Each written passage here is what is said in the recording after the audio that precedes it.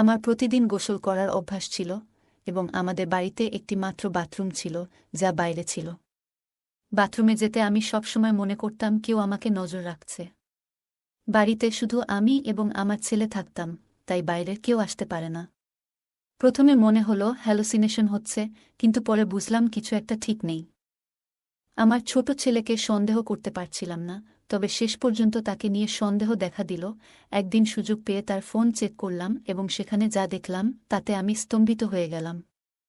আমার ছেলে যখন ছোট ছিল, সময়ের সাথে সে বড় হল এবং নিজে থেকেই স্বাধীন হতে চেয়েছিল। আমার স্বামী বাড়ির কোণে ছোট একটি বাথরুম বানিয়েছিলেন, যা পরে আমাদের কাজে লাগল।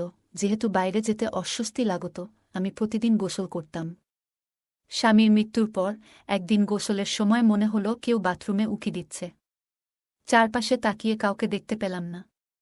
পরের দিনও একই ঘটনার পুনরাবৃত্তি ঘটায়। আমি খুব উদ্বিগ্ন হলাম। আমার ছেলে তামিম তখন ছোট ছিল, তাই তাকে বলতে পারিনি। সে খুব মিষ্টি ছিল, কিন্তু কাজকর্মে আগ্রহী ছিল না। কয়েকদিন পরে তামিম নিজেই এসে বলল, আম্মু, সব ঠিক হবে, চিন্তা করো না। আমি তাকে বুঝিয়ে বললাম, বাড়ির মেরামতের জন্য অনেক খরচ আছে, কিন্তু এই ঘর আমাদের নিজস্ব। তামিম বলল, আম্মু, আমার বিয়ে দিয়ে মেয়ের পরিবারের থেকে কিছু টাকা চেয়ে নিলে কেমন হয়? আমি তাকে কঠোরভাবে বললাম, এটা সঠিক উপায় নয়। কারো মেয়ে টাকা এনে দিলে তুমি কি সত্যিই সুখী হবে? আমি তোমাকে এমনভাবে বড় করিনি। তারপর একদিন এক মহিলা এলেন, যিনি তামিমকে প্রথম কোলে নিয়েছিলেন ছোটবেলায়। তিনি বললেন, তোমার ছেলে তামিম ভালো বন্ধুদের সাথে মিশছে না, তাকে কিছু বোঝাও। তুমি জানো তার বন্ধু কি করেছে? তোমার অবাক লাগবে। আমার ধারণা তোমার ছেলেও একই কাজ করেছে।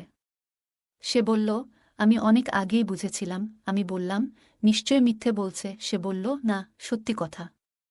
সারা পাড়া জানে। ঈশ্বরকে ধন্যবাদ, এখনো তোমার ছেলের নাম ওঠেনি। আমি বললাম, আমার ছেলে এটা করতে পারে না। সে বলল, আমি জানি সে ভালো ছেলে, কিন্তু যখন এমন খারাপ মানুষের সাথে মিশবে, তখন তো কিছু না কিছু হবে। বড়লোকেরা আইনের হাত থেকে বাঁচতে পারে, কিন্তু আমরা গরিবরা? তোমার ছেলে এমন কথা বলছে কেন? কোথা থেকে এসব শিখছে? এই চিন্তায় আমি একদমই শান্তি পাচ্ছি না। একদিন ভোরে গোসল করতে গিয়ে মনে হলো কেউ আমাকে দেখছে। চোখ বন্ধ করে থাকতে পারলাম না। আজ বাথরুমে কারো নিঃশ্বাসের আওয়াজ শুনে আমি আতঙ্কিত হলাম। বাইরে বেরিয়ে দেখি আমার ছেলের সামনে দাঁড়িয়ে আছে, যেন কোথাও থেকে পালিয়ে এসেছে। সে বলল, আম্মু, তোমাকে চিন্তিত দেখাচ্ছে। আমি বললাম, তুমি বেশি চিন্তিত মনে হচ্ছে। সে বলল, না, তেমন কিছু না।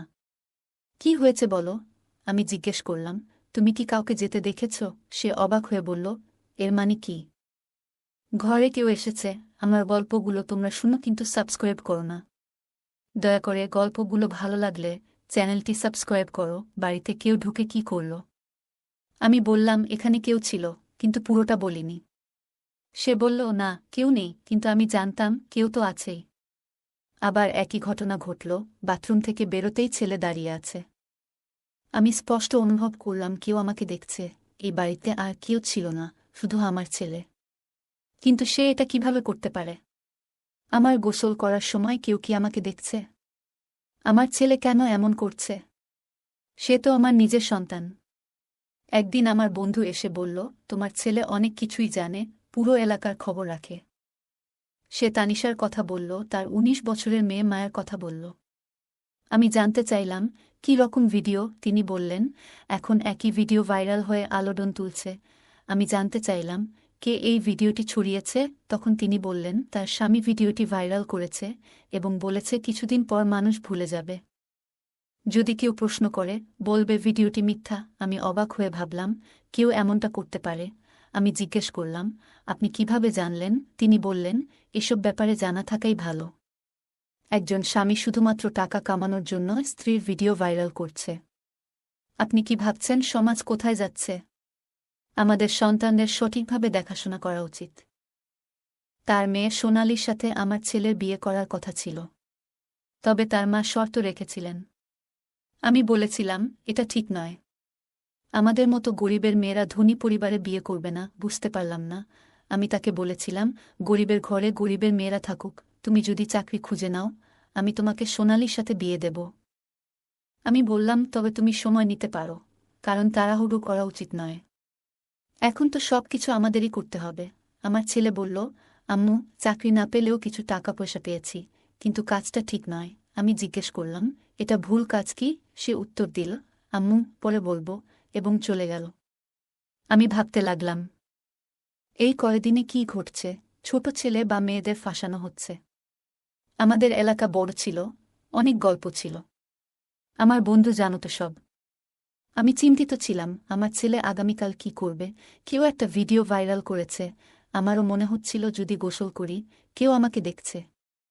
এই চিন্তায় মন খারাপ হয়ে গেল। আমার স্বামীর সাথে সুখে কাটিয়েছি। এখন এই বয়সে যদি কিছু হয়, কি করব? ছেলে যদি জানতে পারে, সে কিছু করতে পারবে।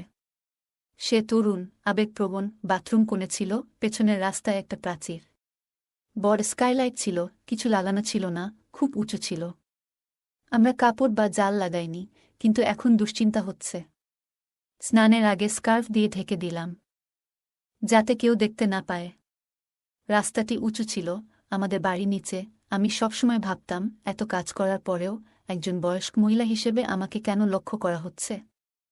আমি তখনও 40 পেরোইনি। আমার ছেলে ছোট ছিল, আর আমি তার বিয়ে নিয়ে ভাবছিলাম। একদিন স্নান শেষে বাইরে এসে দেখি কাপড়টা জায়গা থেকে সরে গেছে। আমার মনটা খুব খারাপ হয়ে গেল। আমি তো কারো ক্ষতি করিনি। কিভাবে বলবো আমার ছেলেকে? আমি ভাবতে লাগলাম, কখন গোসল করি, কখনো সকাল, কখনো দুপুর, কখনো রান্নার পর। গ্রীষ্মে গরমের কারণে দিনে 2বার গোসল করতাম। তাই এতবার গোসল করা অস্বাভাবিক নয়। আমি আমার ছেলেকে বললাম, যখন আমি গোসল করি, মনে হয় কেউ দেখছে। সে বলল, আম্মু, এটা তোমার মনের ভুল, চিন্তা করো না। তার এই কথায় আমি অবাক হলাম। সে এত সহজভাবে নীল কেন? এমন প্রতিক্রিয়া আশা করিনি। যদি কেউ মায়ের বিষয়ে এমন কথা বলে, ছেলে সাধারণত রেগে যায়। কিন্তু আমার ছেলে কোনো মন খারাপ করেনি। আমি ভেবেছিলাম, সে মন খারাপ করবে। সে কেন বলল না যে আমি তার মা, এবং এটি একটা বড় ব্যাপার। তাই আমি নিজেই ভাবলাম, যে এটা করছে, তাকে খুঁজে বের করব। এই বিষয়টি সহজ ছিল না, তবে আমি আমার বন্ধুকে বললাম যে আমি তার ক্যামেরাযুক্ত ফোনটি একদিনের জন্য ধার নিতে চাই। সে জানতে চাইল, কেন? আমি বললাম, পরে বলব। আসলে আমি ফোনটি বাথরুমে রাখতে চেয়েছিলাম, যাতে বাইরে থেকে কেউ দেখছে কিনা তা ধরা যায়। আমি ফোনটি নিয়ে বাথরুমে এমনভাবে রাখলাম, যাতে ক্যামেরা রোশনদানের দিকে থাকে। রেকর্ডিং দেখে আমি চমকে গেলাম। পরের দিনও একই কাজ করলাম। পরে বন্ধুটি ফোন চাইল, বলল তাকে প্রায়ই ব্যবহার করতে হয়। তাই বারবার ফোন চাওয়া সম্ভব ছিল না। আমাদের এত টাকা ছিল না যে বাথরুমটি অন্যত্র স্থানান্তরিত করতে পারতাম। অনেকেই এসে টাকা চাইত, কিন্তু আমার ছেলের কোনো স্থায়ী চাকরি ছিল না। সবাই বলছিল, যৌতুক দিয়ে বিয়ে করিয়ে দাও আর নিজের কাজ শুরু করো। আমি ভাবছিলাম, আজকাল মানুষ ভিডিও থেকে প্রচুর টাকা উপার্জন করছে। কিন্তু এ ধরনের ভিডিও করা সহজ নয়। একজন স্বামী যদি স্ত্রীর ভিডিও ভাইরাল করে, তাহলে সে অনেক টাকা কামাচ্ছে। তাহলে কি একটি ছেলে তার মায়ের ভিডিও ভাইরাল করতে পারে না? যদি কাজ না থাকে আর জীবনে স্থায়ী কিছু না থাকে, এমনকি সে একটি গাড়ির শোরুমেও কাজ করছিল না। আমি তার কাছে গিয়ে বললাম, তুমি যাকে চিন্তা করছ, তার সাথে এমন আচরণ করবে যে সে তার স্ত্রীর ভিডিও ভাইরাল করেছে? আমার ছেলে বিস্মিত হয়ে বলল, আম্মু, তুমি কি বলছ? এসব কথা কোথা থেকে আসছে? তুমি ঠিক আছো তো? আমি এমন কোনো বন্ধুর সাথে কথা বলছি না। আমি বললাম, তাহলে তুমি কি ভিডিওর কথা বলছিলে? আজকাল এমন ভিডিও ভাইরাল হয়, যেখানে মহিলারা নাচে বা অন্য কিছু করছে। আমি তাকে সতর্ক করলাম, যদি আমি জানতে পারি তুমি খারাপ কিছু করেছ, আমি তোমাকে ছাড়ব না। সে বলল, আম্মু, আমি কেন এমন কাজ করব? তুমি যা বলছ তা একেবারে অমূলক। আমি বললাম, তাহলে তুমি কেন বলছ যে তুমি স্নান করতে গেলে বাইরে কেউ দাঁড়িয়ে থাকে? সে প্রথমে অবাক হয়ে গেল এবং পরে বলল, তুমি হয়তো ভুল ভাবছ। কিন্তু আমি তাকে জানিয়ে দিলাম, যদি এমন হয়, তবে তুমি কি করবে? তুমি সেই লোকটিকে আটকাবে? একবার দেখাতে চাও লজ্জা ছাড়াই, দয়া করে এই বাথরুমের স্কাইলাইটটি বন্ধ করুন। যখন তোমার বাবা এটি তৈরি করেছিলেন, তখন ছাদ না থাকলেও সমস্যা হতো না। কিন্তু এখন সমাজে যা ঘটছে তা ভাবতেই রাগে লাল হয়ে যাচ্ছি। আমার মনে হয়েছিল তুমি কিছু করবে, কিন্তু তুমি কিছুই না করে বসে আছো। আমার ছেলে অদ্ভুতভাবে বলল, যদি মনে হয় কেউ দেখছে তাহলে বাথরুমে যাবেন না। এটা বলার পর আমি বাথরুমে যাই না। গ্রীষ্মে আমি টয়লেটে স্নান করতে গিয়ে ভয় পেতাম। পরিষ্কার পরিচ্ছন্ন থাকতে অভ্যস্ত ছিলাম, কিন্তু এখন এসব নিয়ে ভাবতে থাকি। আমার ছেলের উপর নজর রাখা দরকার, কারণ এই বাড়িতে কেউ আসে না এবং হঠাৎ সে এমন অদ্ভুত আচরণ করতে শুরু করেছে। আগে ছোটখাটো বিষয়েও সে এত রেগে যেত যে মারামারি করতে রাজি থাকত, কিন্তু এখন একেবারে স্বাভাবিক। অন্যদিকে দীপালির মা বারবার বলছেন, আমার মেয়ে তোমার ছেলেকে পছন্দ করে, তাকে ভালো একটা কাজ নেয়ার জন্য বলো যাতে তাদের এনগেজমেন্ট হয়। কিন্তু আমার ছেলের দিকে তাকিয়ে আজকাল বুঝতেই পারছি না সে কোন দিকে যাচ্ছে। আমি ভাবছি, কেন কারো মেয়ের জীবন নষ্ট করবে? দীপালিও একজন পাগল ছিল যে আমার ছেলেকে ভালোবাসত। আমি ভাবলাম, যদি সত্যিই তাই হয় তবে তাকে কয়েক বছর অপেক্ষা করতে হবে, কারণ ও আমার বন্ধুর একমাত্র মেয়ে ছিল এবং আমিও তাকে খুব সুন্দর মনে করি। আমি ছেলের উপর নজর রাখতাম যখন সে বাড়িতে থাকত না, আজকাল সে বাড়ির বাইরে থাকত। একদিন আমি খাবার না খেয়ে গোসল করতে যাই। তখন আমি তার রুমে তার ফোন পড়ে থাকতে দেখেছি। আমি ভাবলাম, তার ফোনে কি আছে তা দেখে নেব, কারণ আমি তার মা। আমি ফোনটা চেক করতে পারি, তবে যদি সে ফোনটা লক করে রাখে তাহলে কি করতাম? ফোনটা চালু করার সাথে সাথেই বুঝতে পারলাম সে লক করেনি বা কোনো পাসওয়ার্ডও সেট করেনি। মায়ের কাছ থেকে কিছু লুকানোর দরকার নেই। আমি গ্যালারি খুললাম। সেখানে একটি ভিডিও ছিল। ভিডিওটি খুলতেই আমার হৃদয় ডুবে গিয়েছিল। ভিডিওটি বাথরুমের ছিল। ভিডিওতে যা ঘটছে তা স্পষ্ট ছিল। আমার চোখে জল এসে গেল। আমি বারবার দেখছিলাম যে আরও ভিডিও আছে কিনা, কিন্তু একটি মাত্র ভিডিও ছিল। হঠাৎ কেউ আমার কাঁধে হাত রাখল। ভয়ে আমি পিছনে তাকালাম এবং দেখলাম আমার ছেলে দাঁড়িয়ে আছে। তার মুখেও ভয় ছিল, আমার চোখেও। আমি তাকে জিজ্ঞাসা করলাম এবং অবাক হয়ে তাকিয়ে রইলাম। কাঁদতে কাঁদতে বললাম, তুমি এসব কখন করলে আর কেন করলে?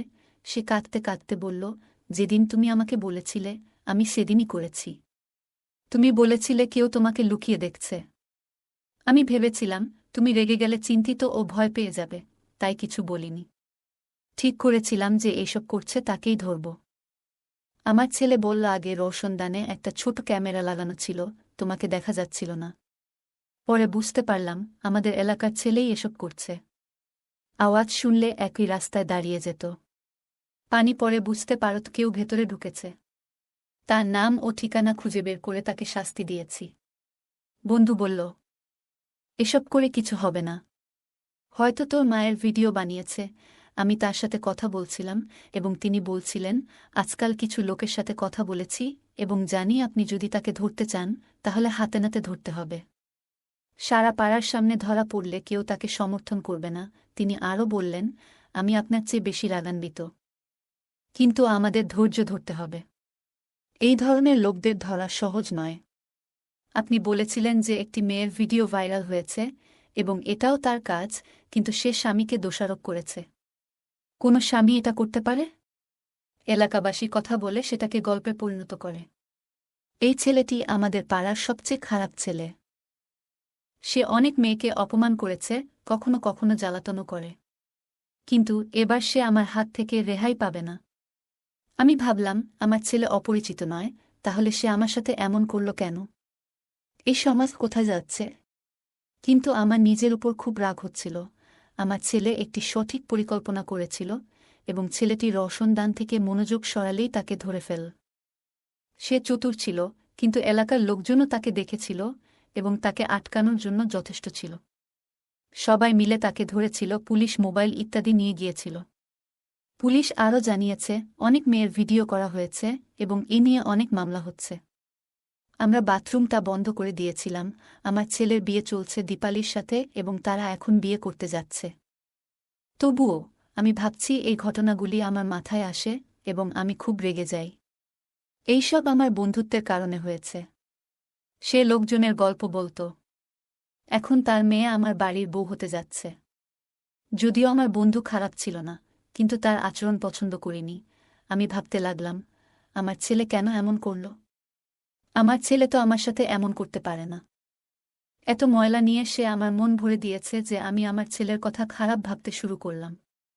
কিভাবে আমি আমার ছেলেকে বড় করেছি, আমি তাকে সঠিক কাজ শিখিয়েছিলাম, তবে আমাদের সমাজে অনেক অপ্রত্যাশিত ঘটনা ঘটে। আপনার জীবনে কি কখনো এমন কিছু ঘটেছে? অনেকেই এমন পরিস্থিতির মুখোমুখি হয়েছে। পুলিশ তাকে ছেড়ে দেয়নি কারণ তার বাঁচানোর মতো কেউ ছিল না। পুলিশ তাকে গ্রেফতার করেছে এবং শাস্তি হওয়া উচিত কারণ কারো মেয়ের সম্মান নিয়ে খেলা অপরাধ। আমি স্বস্তি পেলাম কারণ আমার ছেলে এটা জানতে পারেনি। নইলে সে সারা জীবন আমাকে কিভাবে ভাবত। গল্পটা কেমন লাগলো জানাতে ভুলবে না। আরও মজার মজার রোমান্টিক গল্প শুনতে চাইলে ভিডিওটি লাইক, শেয়ার এবং চ্যানেলটি সাবস্ক্রাইব করতে ভুলবে না। ধন্যবাদ।